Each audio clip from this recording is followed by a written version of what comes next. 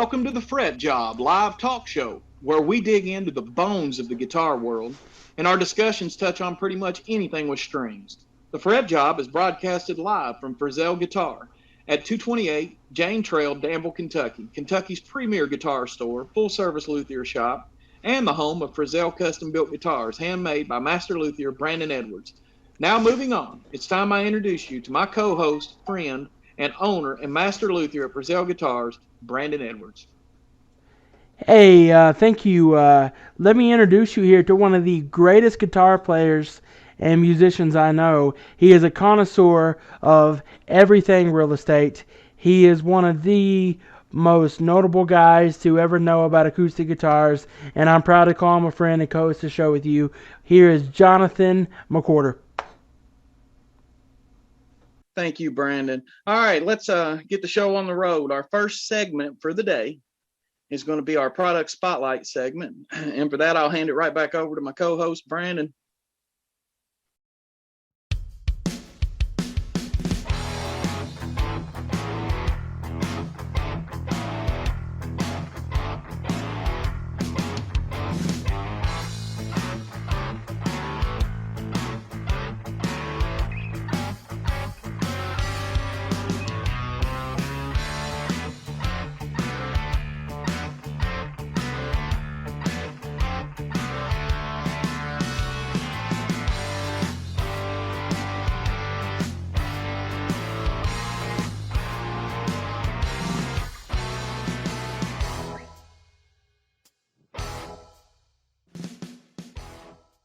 There we go. Now they could probably hear me.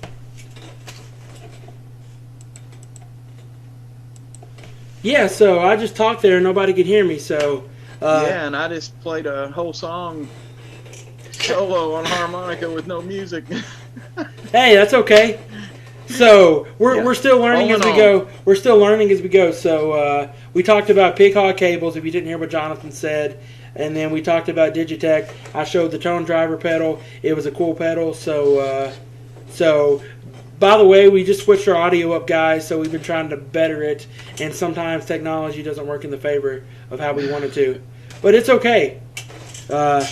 It's okay. We got it fixed now. Everything's better. So Jonathan, take us on to the next segment. Yeah, let's move on to the next segment. If you all have any comments about pig hog cables or Digitech pedals or our technical difficulties, feel free to put those in the comments. But up next on the FretJob, we're kicking off our very first VIP guest segment, where we bring in musicians, music lovers, and instrument aficionados, and VIPs to tell us what's happening in their side of the music world and instrument world, and what equipment they use to get the job done. All right, Brandon, back to you. All right. Wait, we have a special guest? Got a guest. We do? Oh yeah, we do have a guest. No, you might have gave up on us. No, we have got Kevin Collier here with us. He is one of the finest guitar players. He plays for country artist Chris Young. He's a lead guitar player, Bandleader, and I'm super excited to have him on the FretJob. So, without further ado, let's bring on Kevin Collier.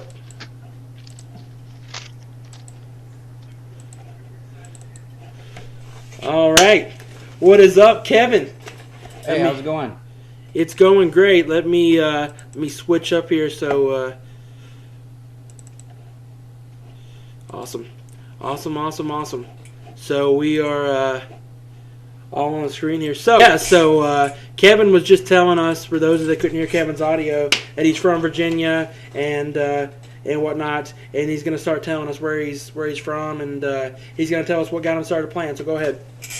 Yeah, so basically when I was a kid, I played piano lessons. I took piano lessons since I was a young kid. My sister played in church. I played in church a little bit, very badly. And basically I got friends together and we wanted to start bands, and it was drums, bass, and guitar, and I just realized that I couldn't really rock out on the keyboard the way I wanted to, and I wasn't really that good anyway. Then I heard on the radio, I heard "Money for Nothing" by Dire Straits, and I was like, heck yeah, man, I just have to do that. So I was obsessed with guitar from that point on. My dad had this. I still have the guitar. I think it's packed away somewhere. My dad had this old Yamaha guitar that incidentally sounds amazing, but is very difficult to play. The action's like this high off the fretboard. But I played that till my fingers bled and, you know, calluses came off. And then my dad bought me a guitar when I was 16, coincidentally at the same time that I got my driver's license. And that's kind of a story there that I'll tell in a second. But just to go back to the money for nothing song, I never learned it until like later. You know, it wasn't like, you know, I mean, I literally loved the song. It inspired me to play guitar, and I probably didn't even try to play it until I was like late 20s or something like that. Took right off into other things. Yeah, I just learned other stuff, and I got into different, you know, guitar stuff. But for sure. Jonathan, you remember when you first got into playing guitar? What was that like for you? You know, I made an attempt at it when I was a kid, but it wasn't a serious attempt. And then whenever I met my wife, when we actually got together, her dad, he had an old Alvarez 12-string, and he's watching. Hi, Richard Poole. He had an old Alvarez 12-string, and I played it with 6 strings on it for a long time, and he just started showing me some things, and that's what got me started. Yeah, so I don't know, this is something for me, but if you're familiar with what Renfro Valley is, it's like a historical music place down around where we're from here, and a lot of big country music acts started there, played there, and a lot of older guys. So one year I got to go see Rascal Flatts play there, and I had a family member that said, so I went and seen Rascal Flatts play there one year, and I'll never forget, Joe Don Rooney and Vasco, he had a Les Paul in his hand. First time I ever really heard a guitar, I didn't know what one was, and he came out with that Les Paul, and he just started playing, and I was like, oh man, I want to do that. And so I made several different attempts to play, and one year for Christmas, my sister was living out in Colorado, and she felt guilty she couldn't make it home for Christmas. So she sent me one of those Rocksmith kits with the guitar and the hookup to the Xbox. And I just, for some reason, Rocksmith just clicked in my head when I started playing. And from there, it was kind of, I got the bug. Oh, that's awesome. Yeah, so Jonathan, you want to ask the next question? Yeah, when did you start gigging, and, you know, where was that first gig at? Well, when I was a teenager, me and it was basically my best friend played bass and I played guitar, and we just wanted. I mean, it was late '80s. What did we want to do? We wanted to play. We wanted to play rock stuff. You know, we wanted to play AC/DC and Cinderella. Yeah, exactly. I mean, that's what. You know, Poison. They were some really good. I mean, they were some for girls. They could play. That was a joke, guys. Yeah. But I literally did think they were women from the front of their album cover when I was a kid. For real, yeah. Yeah.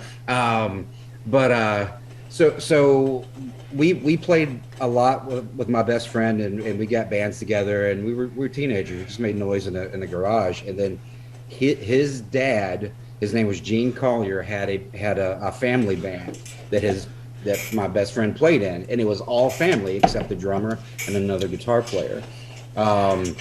The other guitar player decided he wanted to quit, and my best friend Brandon says, "Hey, you want to join the band?" So I joined the band. So, and it was actually a country rock band, so I had to start learning country stuff from that standpoint. But until then, I was playing rock stuff, but like country stuff, and I discovered some country stuff that was really cool, Haggard, Roy Nichols, and stuff like that. I couldn't play it, but I kind of balanced between our little rock band that I had for a while and the country band that I actually got paid to play in, which was really nice to be like, 17, 18 years old and walking away with $50 in my pocket. Oh, So. But I saw a lot of interesting at that point. What's that? The dream has come true at that point. Yeah, you realize I'm getting paid. I'm getting money for something that I want to do anyway. Man. That's awesome. For sure. I mean, it's like I talked to my buddy Brad Harding, who I guitar tech for. He's a really talented up and coming country artist. He tells me all the time, "Oh, I'm super nervous when I go on stage." I mean, he's played for probably thousands of people, and he just acts like he's like cool and calm. I'm gonna get up there on stage. I'm probably gonna freeze and freeze up and not know what chords I'm playing. But he just gets up there, and it's like he was like born to do it. It's like not me. Then he tells me after every show, man, I was so nervous. And I'm like, well, if you were nervous, I couldn't tell. You know, the interesting thing about it is you often get told it looks so easy. It looks like you're just, you know, it's effortless and blah blah blah blah. But when you're on stage, it's not. I'm glad it looks that way because I've got tons of stories where I felt like my hand was just. I was, you know, depending on what videos. When I first got my first road gig. I did, and we were the band I was playing with a guy named Buddy Jewell, and he got a tour opening for Trace Atkins. Okay. Very first time I walked out to the front of the stage to open up for this, you know, I felt like I could barely take a step. You know, so everybody thinks it looks easy, and you know, but it definitely is. No. I'm glad it looks relaxed. Yeah, so... Yeah, I played at a funeral. The first time I ever played, this is crazy, but the first time I ever played in front of people other than, like, my household, I played at a family member's funeral. And, man, I was shaking so bad. I'm glad I was behind a pulpit while I was playing. My knees were just shaking like crazy, man. So I got something to add. The first time I ever played, I played in front of an actual crowd of people. I thought it was so cool that I was playing, and I was like, okay, this is going to be great. Well, I didn't know what the crowd was going to be there. I get out, and there's like 200 people there, over 200 people in this little area, and they're like wanting to watch me play. And I thought this other guy was supposed to play with me, and then he bailed out because he was too nervous. So I'm stuck playing there by myself. So here I am. I got a little. I think it was an Epiphone. It was it was a Takamine acoustic, little Takamine acoustic, and I get up there, and the first thing I do is actually at a talent show at the high school actually, and I get on the mic and I just say, "Oh crap!" in front of thousands of people. You can find that somewhere on YouTube. I just say, "Oh crap!" and then next thing you know, I just when it was over, I ran so quick backstage because I was so nervous. But well, I've got two stories I can tell you about.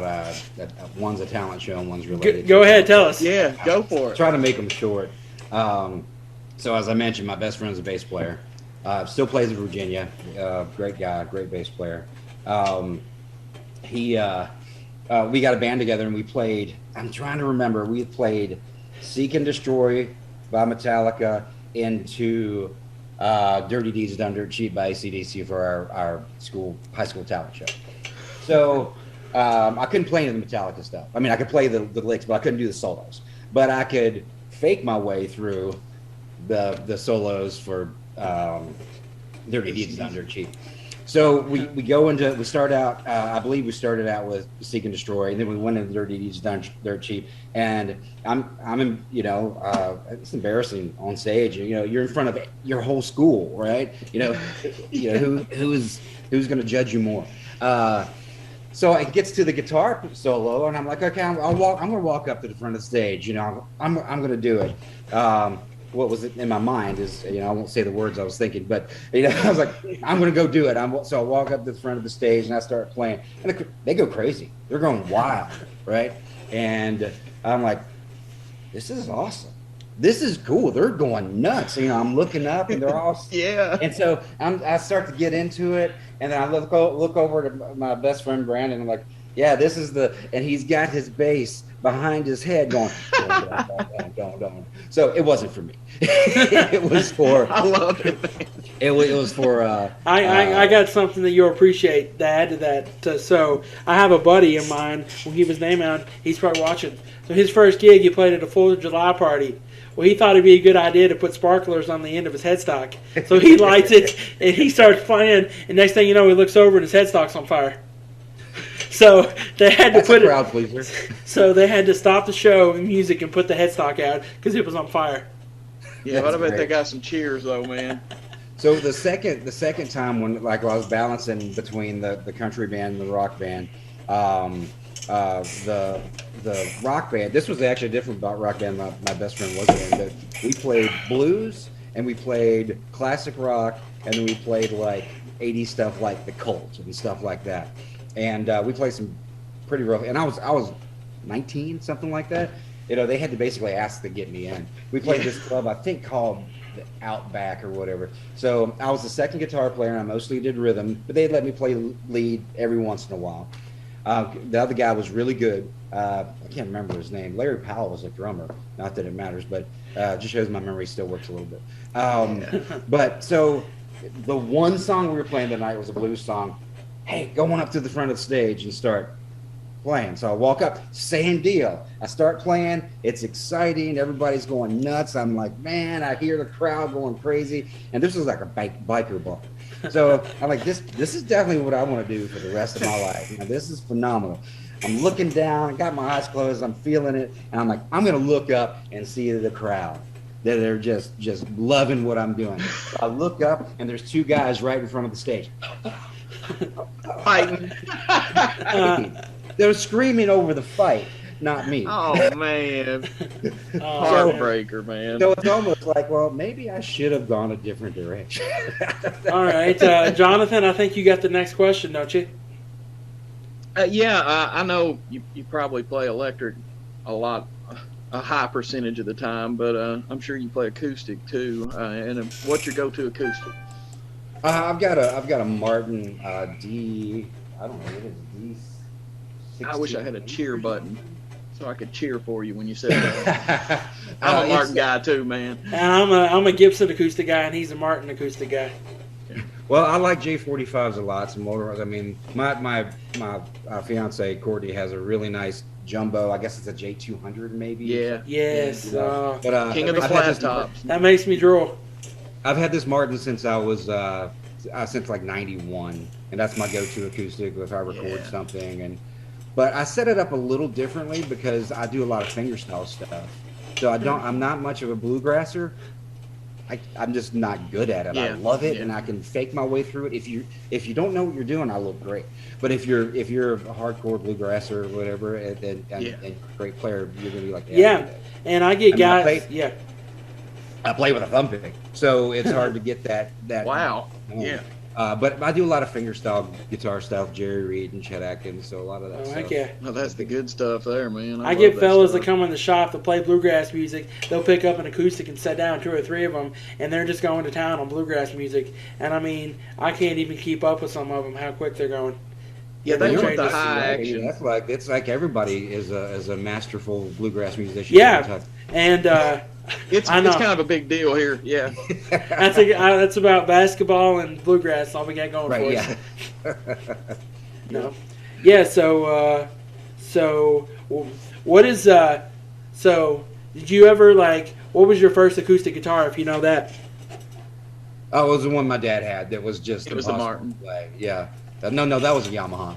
Oh, the Yamaha. Okay, yeah. But the very first acoustic that I bought was I bought for myself was a Takamine, because it was, I don't know, it was late 80s, early 90s, and that was the all the country guys were playing Takamine. Yeah, I mean, I think Garth Brooks had a Takamine at the time. Yeah, and it was just like, and so basically, and they were gorgeous. I mean, they had like all these inlays on it, and I don't know what happened to it. You buy and sell stuff so often, and I'm old, so I mean, I don't know where half the stuff I have went. But I'm the same way, yeah. But I played the crap out of that guitar, man. I loved it, and then I basically kind of saved up. I gave guitar lessons at a store called Hines Musictronics in Charlottesville, Virginia, and he basically gave me a discount, and then also let me make payments because I worked there. So it was great. I got most of my gear there, but that's how I got the Martin, and I got it. I think that was in '91 or something like that. I've had it ever since. I wish I had the Takamine just for sentimental reasons, but yeah, sure. I liked the Takamine at the time because it had a pickup, and that was all kind of new at that time. The built-in pickup and all the EQ and stuff. So yeah, my first acoustic was a Martin. That's the first one I went out and bought. Yeah, so you got hooked from the start. I got hooked from the start, man, and I still got it. I love it, man. I love it. But I've tried some other stuff. I like the low action and stuff too. So mine's an OM. My first Martin was. So, yeah, is that a smaller body? It's a little bit smaller than the Dreadnought. Cool. Yeah. I like those a lot. Yeah, I do too, man. It's a comfortable guitar. So I've got a Hummingbird Pro, and I love it. I mean, I think it's one of my favorite guitars. Actually, funny story about that guitar. When I was living in Nashville working at Gibson at the time, this guy was playing for RCA Studios, and or something to do with in the studio. He's pretty big. Well, I met him through another friend, and he used to come over to the house on occasion when he was not recording or touring, and he'd hang out. We'd have a beer or so, and we'd talk and play, and just we'd sit there and just have a chill time. Well, one night he comes over and he's like, "Hey, man," he's like, "They're wanting to ship me out to California. They're wanting me to go record and do stuff there. They need somebody to fill in a spot, and they're kind of telling me I have to go." And he's like, "I got this guitar in the back of my closet I forgot about." I'm like, "What do you mean you forgot about it?" We was in studio, and I didn't put it on the stand like a dummy, and it got knocked over and the headstock broke. And he's like, "The headstock broke." He's like, "We had a guitar tech in the studio that day. He fixed it, but he didn't fix the finish on it." And I'm like, "Okay." He's like, "Well, what'd you do with it?" He's like, "Well, I don't know what to do with this guitar. I can't take it with me." He's like, "And I don't know what to do. Would you be interested in buying it?" He's like, "Guitar Center offered me like $150 for it because the broken headstock and the finish needed to be fixed." So I said, "Okay, I'll offer you more. I'll offer you this amount of money." He accepted it. So I bought the guitar, got the finish fixed on it, and then I put new frets in it, got it playing, and it's a pretty killer sweet guitar. I love it. Yeah, it is. Yeah. I think the J200 that Courtney, my fiance, has it's, I don't know. I mean, it's indicative to Gibsons to have their headstock broken. I mean, it happens. I have our 335 back here has had the headstock broken. Wow. But yeah, but you know, once you fix them, they're great guitars. I mean, they're phenomenal. Yeah, definitely, for sure. They're phenomenal guitars.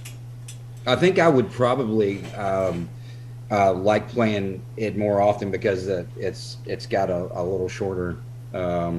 I don't know what the scale is. I'm sure you guys know, but yeah, especially for fingerstyle stuff, it's really easy to get some of those stretches like on the Martin. It's less tension. Yeah, exactly. Yeah, well, the shorter the scale, the less tension too that you have. I've got a little. It's actually an Eastman little parlor guitar that's got a short scale on it, man, and that thing's so slinky feeling, man. Right. I love that feeling guitar. Yeah, for sure, definitely. So you tell us, this is the portion, what you can tell us about playing with Chris Young, if we want to get to that portion. Well, you know, I mean, it's a great gig. I've been doing it for a long time, and you know, I mean, played some big venues. Yeah, we played a lot of my favorite places. We've played Red Rocks was cool, kind of a bucket list thing. There's a place called the Gorge in George Washington, Oregon, I think.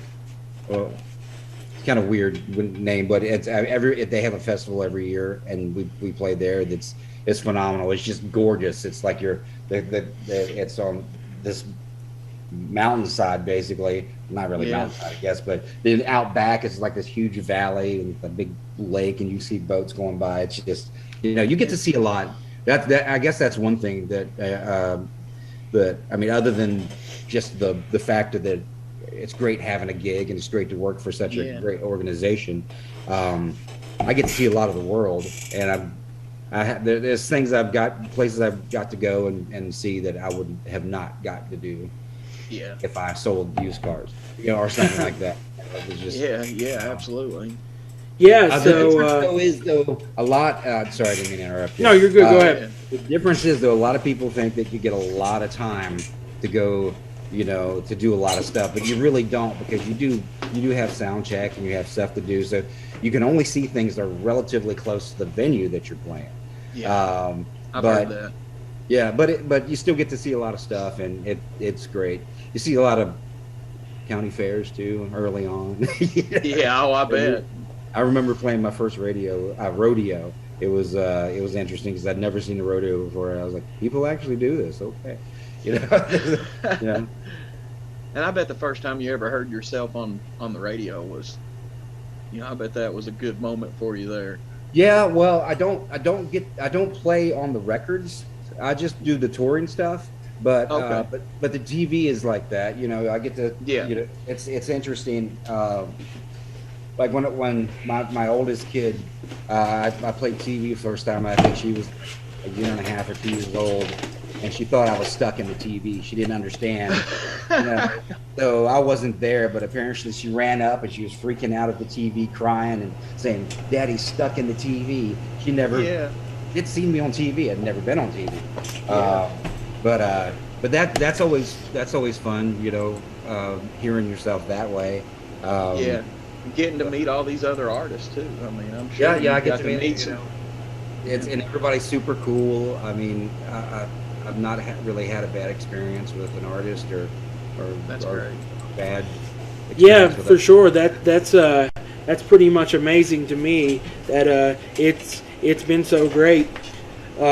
Yeah, I mean, I guitar tech. I love what I do. I love the feel like right before the show when you know you've got the stage set up, you've got his guitar playing great, and you know that you get to be part of the reason people get to listen to live music.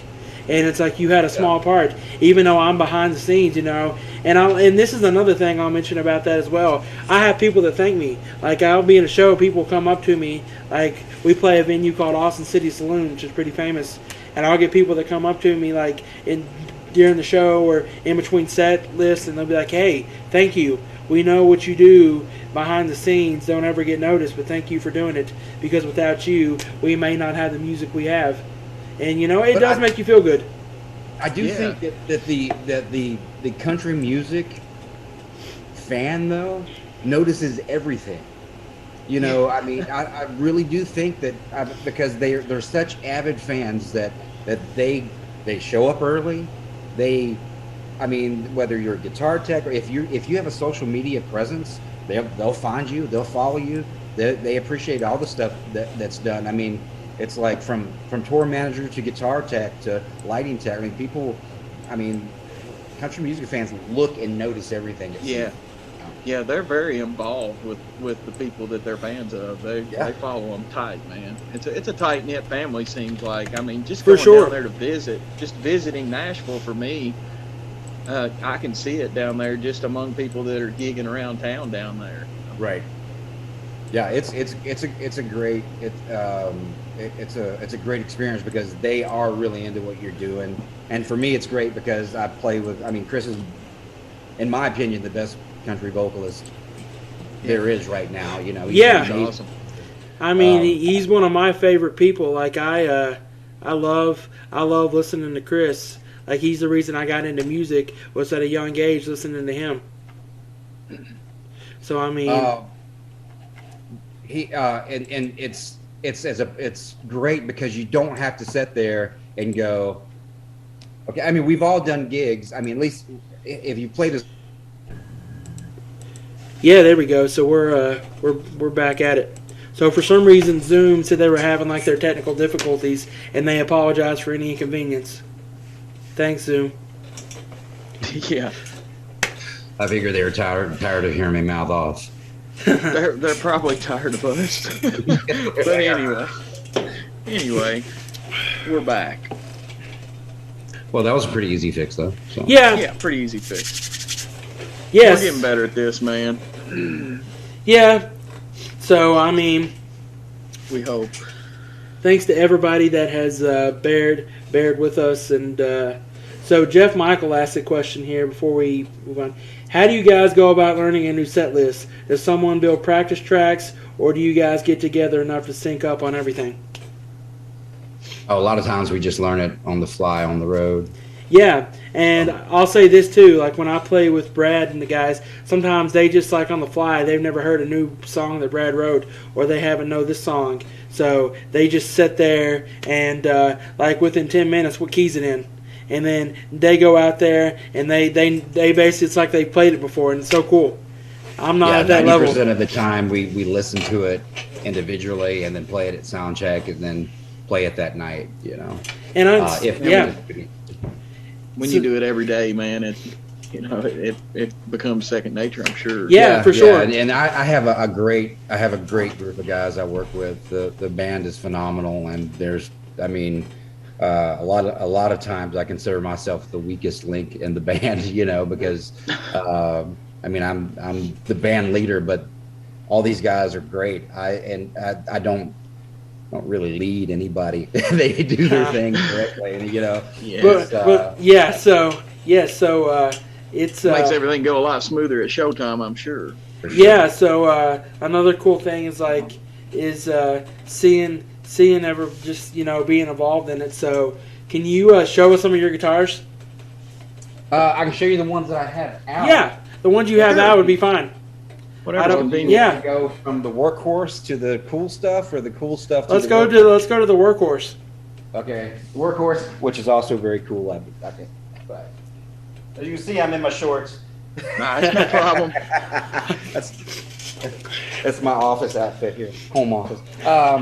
This is a original Sin. He's a builder in Nashville. I mean, if you, I'm sure you probably know who he is, but I know who he is.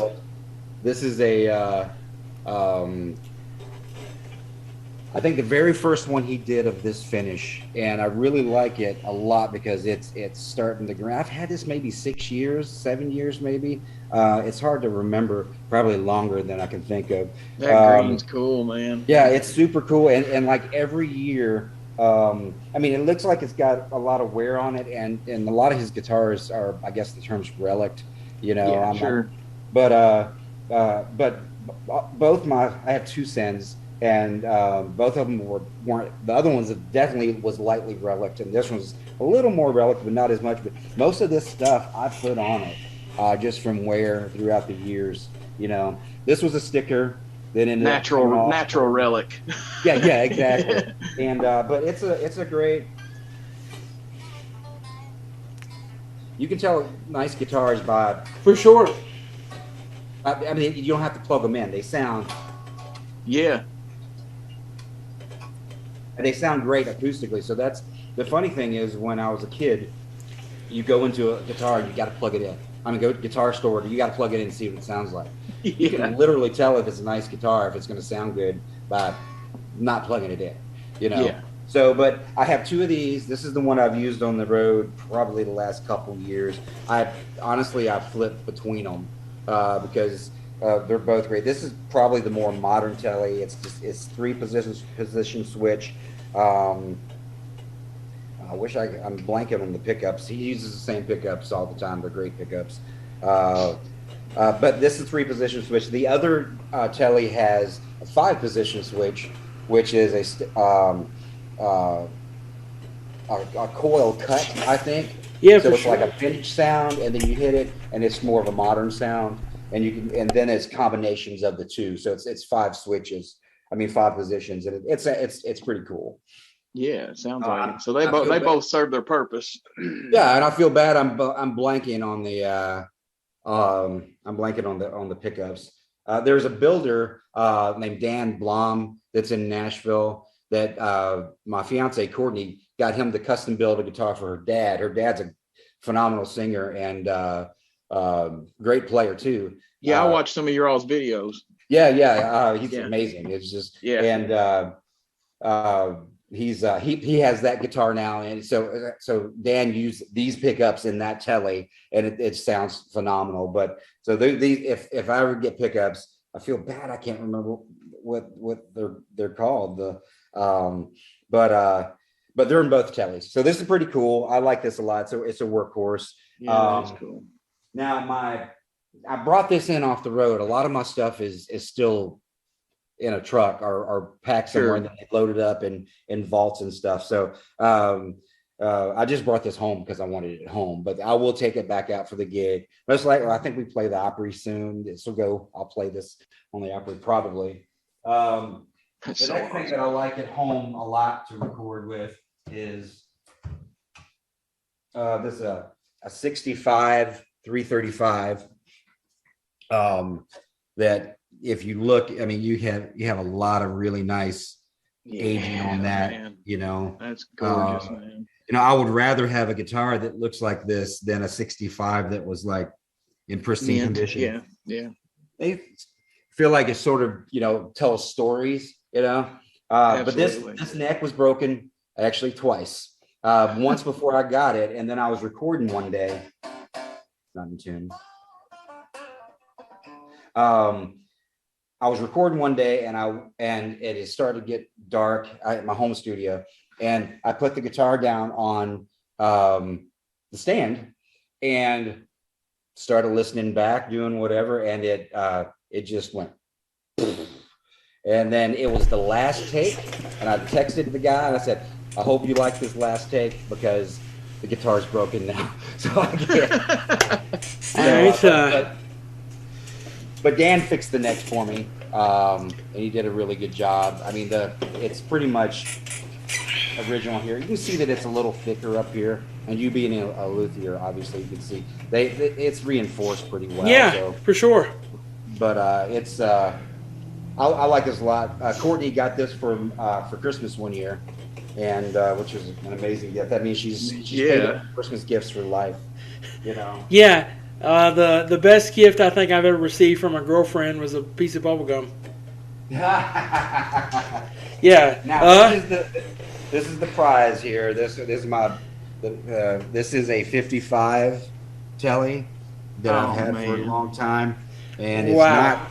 It's the real deal. It's not a relic or a copy. It's not. A lot of times you can see people say something's a 52 or this or that, but they don't say that it's a reissue or whatever. It seems to be more common these days. But this is the real thing, and you can see there's tons of aging. I've seen you play that on stage before. I thought it was super cool. I play this guitar as much as I possibly can. And a friend of mine named, at one point, I had sold every guitar I had except for a Paul Reed Smith that McCarty model, and this guitar, electric, that is. Because, I mean, it's just how things go. You got to sell something to get something else, or you got to pay rent or whatever, and then I started playing on the road, and I was playing this guitar all the time. And a friend of mine named Dave Ristrom called me up and said, let's go to lunch. So he asked me to come to lunch, and he said, this is basically an intervention. You have to stop playing your old Telly on the road. I know it's worth some money, but you're not 100% sure or knowledgeable about how much you're carrying around with you all the time. So I stopped at that point, and I played a Telly. And Dave was also the reason I got my first Send, which was not that one. So I replaced this guitar Telly-wise with the Jeffson model, and but this is the. What about that cool pickguard on there? One question to ask about that. Yeah, well, I have the original pickguard, obviously. In 55, they'd use white pickguards. I think 54 or early 54, they stopped. It went from black to white. So 55 came, and then my daughter was born. And years ago, back when I lived in Virginia, there was this guy that named Jamal Milner that worked at the music store. He was kind of a jazz player, real good guy, great player. He had a Strat, and he bought this clear pickguard and just put a picture underneath of it, or multiple pictures of things that meant something to him. So my daughter was born, and that's what I did. I love it. That's cool. I went for a long time. I just had now at this point in time, I was playing downtown Broadway and clubs and whatever, but playing that Tootsie's every night. Yeah, exactly. But I had a picture of her because she was just born, so I just put a picture of her right there. I was like, no, I'm going to bite the bullet, and ordered a clear pickguard and did it. So that's just a photograph that I. Yeah. You fooled me. I thought that was like a pickguard that had that printed on there. No, it looks like it though. But I mean, honestly, I think it would fool everybody. It would fool me. But I've taken it off, and it's pretty much connected to the pickguard now. I'd say it is. Okay, so, I'll tell you this. I love that ashtray bridge there. Yeah. It's. I wish I had the ashtray, but I don't. I had a 54 for a while that had the ashtray, but I like, it certainly was on there for an amount of time. Just think about this. What stories that guitar could tell if it could speak? I'm telling you. I mean, actually, I've had this since '94. So it can tell a lot of it can talk a lot of trash about me. Not to mention the other people. Yeah, not even counting who had it before that. But it would be cool. I wish I think for like I don't know, maybe Colt, the gun manufacturer. You can trace back where guns were who owned it back, like vintage stuff that's really old. Yeah. I wish they sort of had a database for electric guitars. That would be so cool, man. Just to see who had it, who played Yeah, it. so- What kind of music was played with it before. Yeah, you know? exactly. Yeah. You know, So, yeah, so that's man, that's just incredible. So I see you play a PRS too on stage a good amount. Yeah, I have a quite a few PRS. If it's a lot of the modern country stuff is obviously a humbucker, and that's my go-to for that. And I think I have 5, because you need one that's half step down or one with a fat string on it, a drop D or whatever.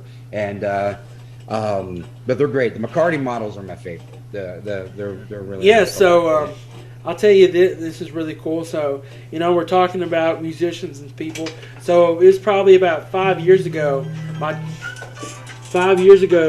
dad calls me and he's like, "Hey, you need to come over to my work." And which my dad's been selling new cars for like 23 years. He's good at what he does. So anyway, I get there or come over. He sold a car to Chris Stapleton. So Chris Stapleton just sitting at his desk and whatnot. So Chris took care of him. So Chris got done. Chris calls him up on the phone and says, "Hey, I want to give you some tickets. Here's front row seats to a Luke Bryan concert."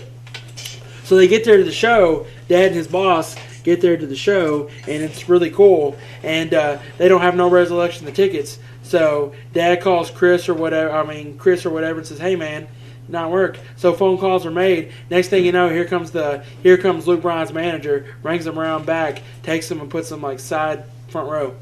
Hooked him up, man. He took care of him. Which Dad wasn't expecting him to do anything. He's not the type of person. He sold cars to a lot of famous people, so he's not expect. But Chris did it for him anyway as a thank you. Can you tell us what car? It was a truck. It was a Dodge truck. Gotcha. Yeah. I mean, Dad sells Chrysler Dodge. Yeah. He's a Dodge guy. He's a Dodge guy. I think he probably has a farm or something. I mean, Chris does a number of incredible things. So I'm sure he has a farm or whatnot. But it was pretty cool that he bought a car. Toby Keith's ranch hand bought a bunch of cars for Toby Keith one time. It was really cool. Dad got to sell it to him. And one of the guys that works with my father now, where he works at, he used to be the tour bus driver for Travis Tritt. Very cool. So yeah, it's pretty cool. I don't know if you've ever heard of Eddie Montgomery or John Michael Montgomery. Yeah. They live in our town where we're from. So we're from the same town where they live. So we see Eddie a lot, John Michael a lot. So it's kind of like everyday people we know and see. Yeah, that's super cool. My mom grew up and knew John Michael and Eddie before they ever got famous. So therefore, it's kind of one of those cool things. It's like, people Kentucky's just close enough. You know what I mean? It's close enough to Nashville that the music scene bleeds over into Kentucky quite a bit. Yeah, for sure. And there's a lot of talent that comes out of Kentucky. There's no doubt. Yeah. No way to argue that point against that point at all. Yeah. So does anybody have any final questions for Kevin here? Does anybody have anything they want to say? Speak now or forever hold your peace is what they say. I think the comment says, "I wish he'd shut up." No. So funny thing, they said, "Speak now or forever hold your peace." My sister was getting married on a farm. They have a farm. And they said, "Speak now or forever hold your peace." The donkey started hee-hawing. Yeah, it was real funny. The donkey started hee-hawing, and it was just a super funny moment that made it pretty cool. And we really appreciate you coming on the show. Yeah, no problem. It's a lot of fun. I've never done anything like this before, so But we've only done it once, right? But we're getting there. We'll get there. Yeah, well, you recovered pretty quick after whatever happened. Yeah, we got to learn how to recover, man, from stuff like that. Yeah, but yeah, guys, keep in touch, and if I'll keep in touch, and for sure. Be sure if to check out the episodes or whatnot, and we appreciate having you. I know you've made a huge impact on people's lives with music, and your part you've played in it and whatnot. And I'm sure music's played a pretty killer part in your life. And we just appreciate you for all you do. People like you are the reason that we have any kind of fun in our lives, that we get to actually you going out, people going to see live shows and hearing you play. It's just a little joy that maybe somebody through the week gets. Where they work 40 hours a week, 60 hours a week, and maybe that concert, and what you've done is put a little smile on their face. Yeah, it's good to be a part of that, and hopefully this year we'll keep skyrocketing to getting more shows. And I was gonna come see you all when you all played in Paducah, but I end up not being able to make it out to that show. Well, just let me know whenever you're close. I'll hook you up. So. Yeah, man. Yeah, we appreciate it, Kevin. Yep, appreciate having you on the show. You can stick around for the next part on the chat. We're going to go into some trivia. We'll let you go. I'll watch it later because I got to go pick up my kid. But appreciate you. Thank you, man. Thank you, man. Have a good day. You too.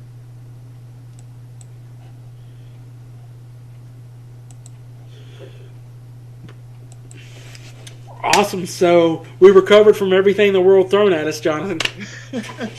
All right. So let's save that trivia for next episode. Do you want to do that? We've been going a long time. I know these folks probably got a lot going on. We could we'll save the trivia for next week's episode. I think let's go into the fretting out. Let's tell them a little bit about the fretting out tips real quick, Brandon. Yeah, let's go. Let's go ahead and do that. Tell them what it is anyway. So the fretting out is basically guitar tips and luthier tips. So he's going to give us our guitar tip of the day, the week or day. So go ahead, put that. I'm gonna give you a player tip. I actually have a beginner tip for absolute beginners that want to start playing, or for parents who are looking to get their kid into that first guitar to learn on. And it doesn't have to be a super expensive guitar. My tip is find one that's got good action, that's pretty easy to play, or it's going to get frustrating for the person that's trying to learn. And take a more experienced friend with you shopping when you go looking for that guitar. And if you already have one that just happens to not play very well, then my buddy Brandon here, he can tell you with his luthier tip what you need to do to address that. Awesome. So he says action. Some of you are like, what's action on a guitar? So you want to have a good setup. It's just like your car. You want to have your car running smooth and everything, oil, Freon, whatever, in your car. You want it running together good. You want your guitar set up and running smooth as well. So therefore, having one that's already set up and playing smoothly, or getting one and getting it set up smoothly works. So we do $60 platinum setups here, which is probably too cheap.